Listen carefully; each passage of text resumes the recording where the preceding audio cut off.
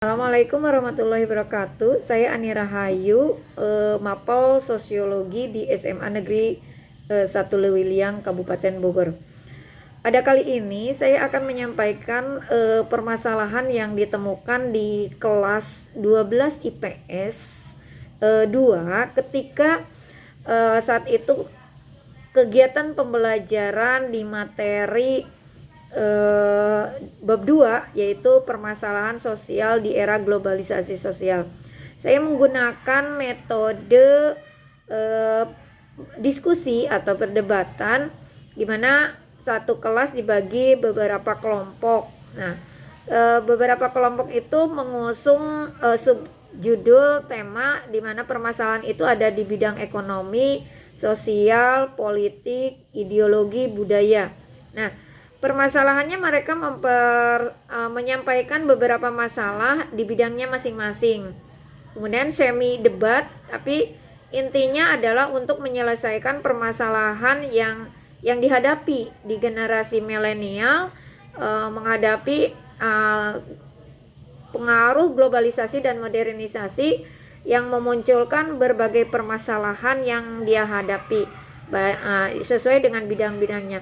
Intinya dia menentukan faktor penyebabnya, kemudian upaya atau solusinya dalam menyelesaikan permasalahan itu. Akan tetapi di situ ada peserta didik, bisa dikatakan beberapa ya. Nah, dia tertidur pulas.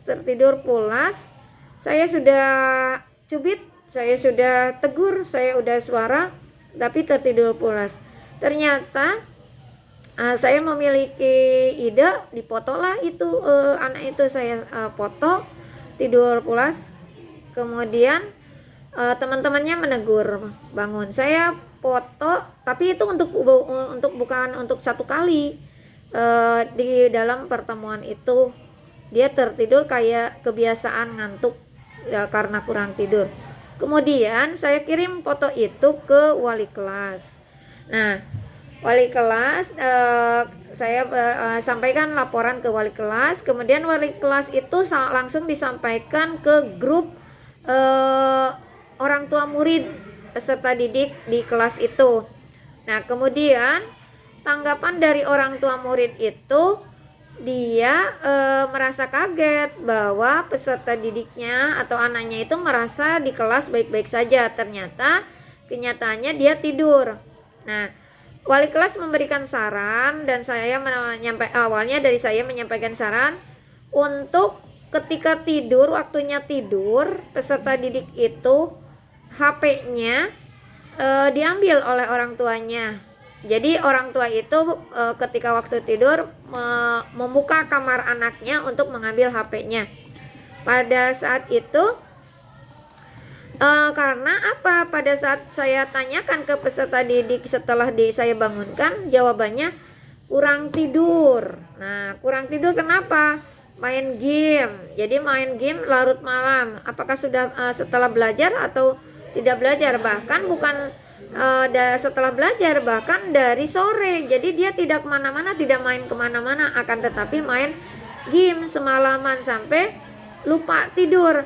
Kalau belajar katanya ngantuk, tapi kalau main game sampai jam 12 malam pun dia tidak ngantuk. Yang pada akhirnya di kelas, di sekolah itu tidur. Nah, kalau saya identifikasi faktor penyebab peserta didik suka tertidur di kelas itu, yang pertama adalah satu, karena main game yang melebihi waktu, artinya waktu tidur, waktu istirahat dia pakai main game. Yang kedua, biasa saja dia begadang main ke rumah temannya sampai larut malam, karena anak laki-laki ya, ini permasalahannya anak laki-laki. Yang ketiga, karena mungkin bisa jadi jam pembelajaran di jam akhir atau udah siang hari, ke udara panas.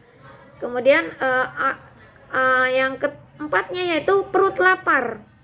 Karena di kurikulum 2013 itu KBM atau peserta didik itu sampai jam 4 atau jam 3 ya.